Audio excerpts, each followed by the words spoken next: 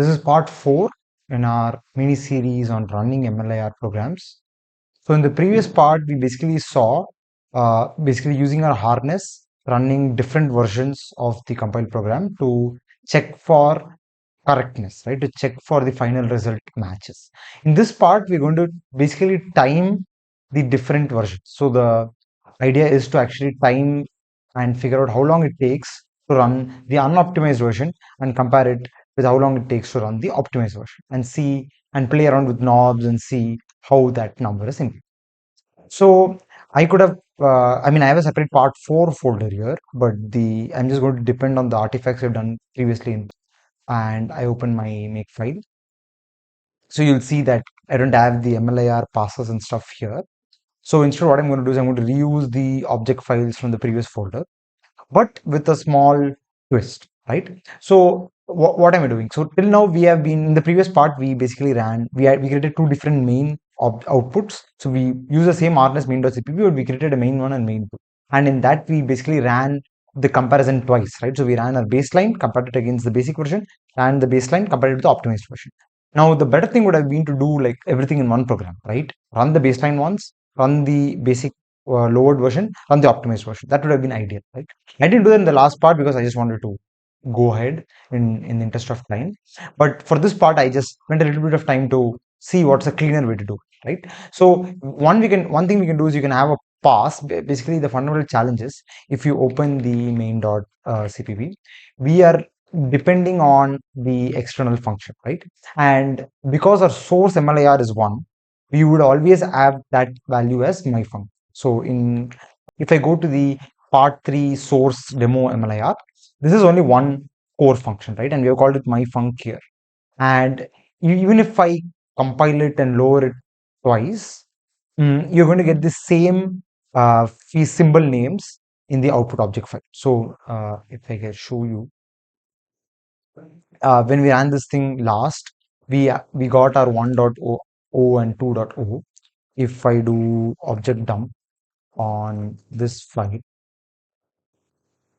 so basically this is the output file, and you see the symbols, right? So if I just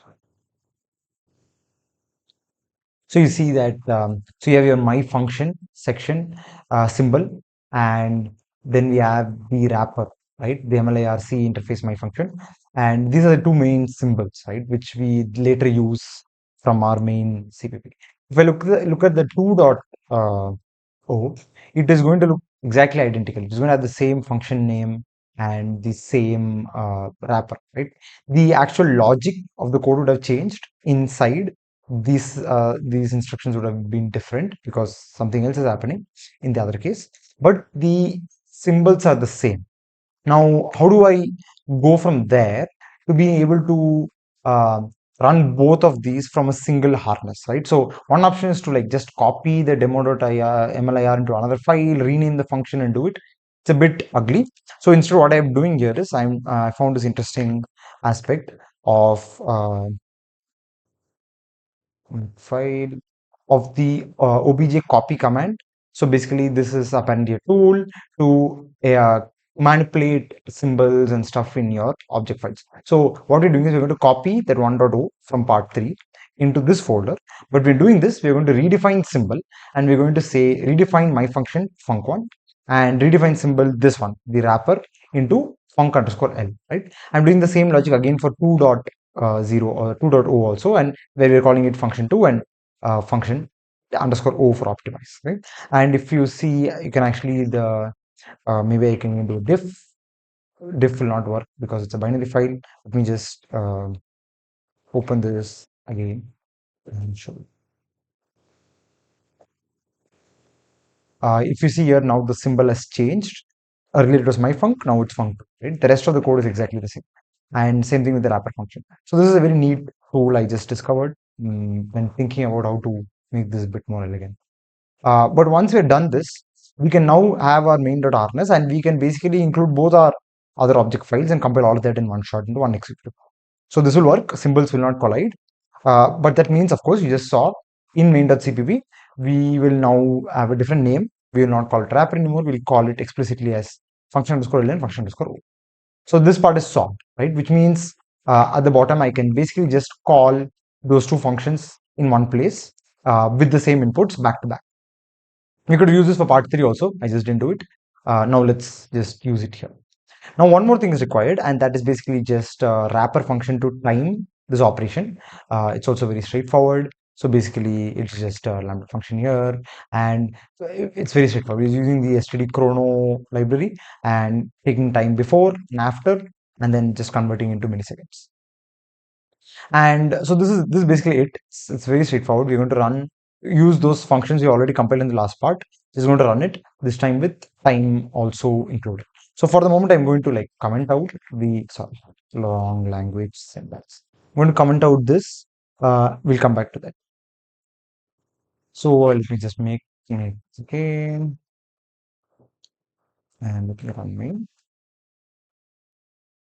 And you see here, first thing you notice, we are getting two numbers. The one is for the first version, simple lowering. Second thing is for the optimized version with the tiling fusion, right? And you see there's a difference, and that's good to see. You have around 100 milliseconds, around 10% difference between the unoptimized version and the optimized version, right? Of course, when you're really doing benchmarking and profiling, this is not the way to do it, right? Because I am calling the function exactly once, and that's not a very scientific way to do it. What you should do is you should call this in a loop, basically call this 10 times, take the value and average it. I just, for fun, let me just run this a few more times so that you see the numbers and see that they're stable. Actually, in this case, the numbers are reasonably stable if you see, right? There is a difference of like 4, 6 milliseconds max. Um, in some systems, these numbers can vary a lot more. Again, it can depend on a lot of factors. It can depend on the CPU throttling and so on. Um, so the best thing is to do is to take averages and run it over time and etc. But in this case, at least the numbers are reasonably stable for me to conclude that the ballpark is 960 milliseconds and this one is around 800 milliseconds. And it's basically you see there's a difference of your around 10%, just say loosely, maybe less than 10% difference between the unoptimized and the optimized version, right? So that was first thing was that is a bit shocking to me because based purely on the logic that Alex showed in his tutorial, I thought that the optimized version would be a lot more fast. Because if you followed that video, he talks about the affine loop analysis and fusion, and he also talks about this styling. So if you see the make file here, I need to go to part 3 because that's the one that has the passes. If you see, there is also this nice tiling tiling pass, and that was doing some interesting things. So if you look at the output of this stage, which is op.mlir, so let's go there and see that.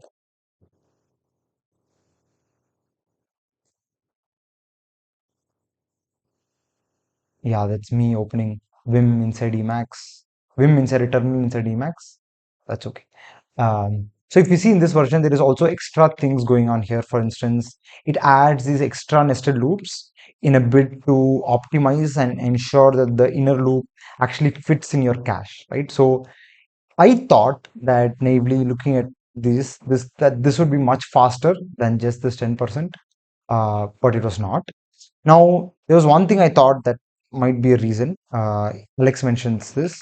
So, if your exact machine conditions obviously impact your size, right? So, in my case, my L2 cache is size 8 MB, as in 8 instances.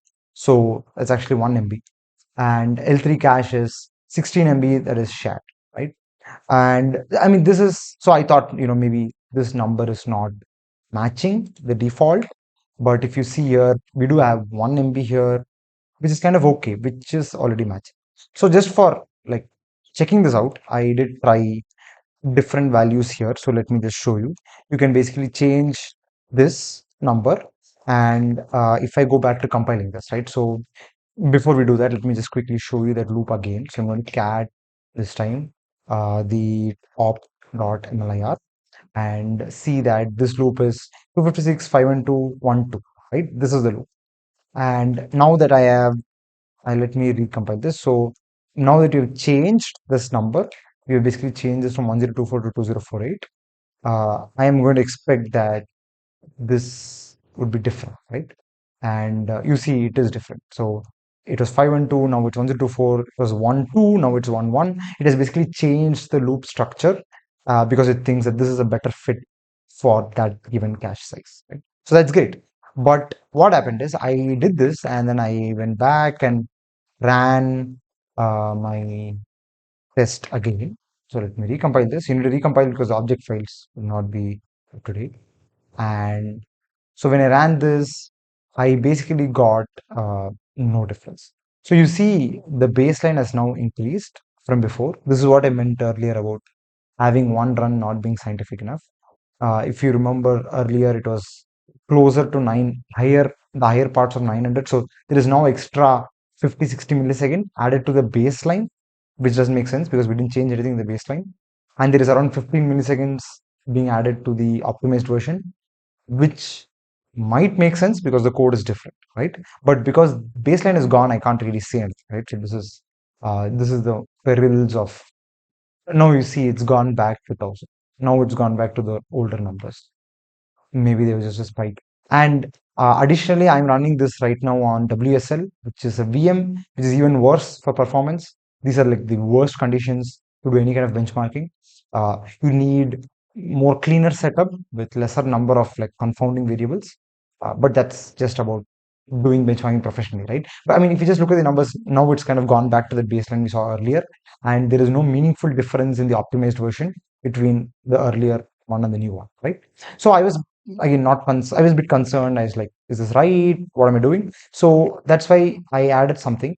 If you see I have basically brought in the reference implementation again, like we had in the previous part. With one small difference. I'm also passing the output just to keep it all uniformized between the all variations, right? So this reference implementation, like you saw earlier, is the most basic naive for loop nested three levels of nesting for loop that you can write. So I thought maybe this number will give me a good idea of how things compare between unoptimized stuff and the MLIR infrastructure, right? And so if I go back here and let's remake this and let's run this, yeah, this is kind of what I observed. The C++ implementation with no optimization from my side is actually beating the I mean, it's in the same ballpark, right? I mean, it's okay. 50 milliseconds up and down is fine. It's okay if it's faster than the unoptimized version, but it's like and it's slower than the optimized version, but barely by like 50 millisecond, right? These are like very bad numbers. I don't know. So my instinct was, okay, are we doing something wrong here? Because like what does this mean? And or the other option is that the C++ version is actually very efficient. It's getting compiled very cleanly by GCC, though I've not given any flags for optimization. It's basically like very good. So the compiler has understood the loop structure and it has done a better job, right? That was my immediate guess. But this was the aim of this part of the video. The reason for doing this video was to basically look at these numbers and also play around more with the different passes and use this harness to examine if like the passes actually help or not, right? So we have done fusion, we have done all of this cache aware tiling, but it has not actually helped a lot, right? And of course, there could be problems on my setup, so I'll still figure that out. But this is the aim of this video is to show you exactly this that uh, just don't look at the code, but let's also run programs and let's see how it performs. So this mini series is over here, but I have many questions which are still unanswered, which is what I will do in a follow-up series of videos. The reason is, if you see in the folder here, I have a part 5, which was not planned, which was never part of the logic, but here we are. And I'll briefly show you what I'm trying to do in this part 5 just to verify that what we're seeing here is like makes sense. I kind of tried to write the same logic in NumPy and PyTorch, and I wanted to see the performance, right? Like how much better is the MLIR version? Like what is the we? It's confusing, right? The basic C++ version was pretty good. So how good are these versions, right? So what I saw was very surprising. but we will not do that today. We will do that in a separate video. Uh, it will not be, I can't call it part 5 out of 4 because this series was supposed to be 4-parter. So that will be a separate standalone or another mini series, purely talking about comparing performance of MLIR programs with some other baselines, and also trying to investigate why that is happening. Am I doing a mistake? Where is the gains coming from? Is it like because it's multi-core, single core? Is it an algorithm problem? Is it a logic problem? Is it a cache problem? All that we will cover in our next series of videos. So see you soon.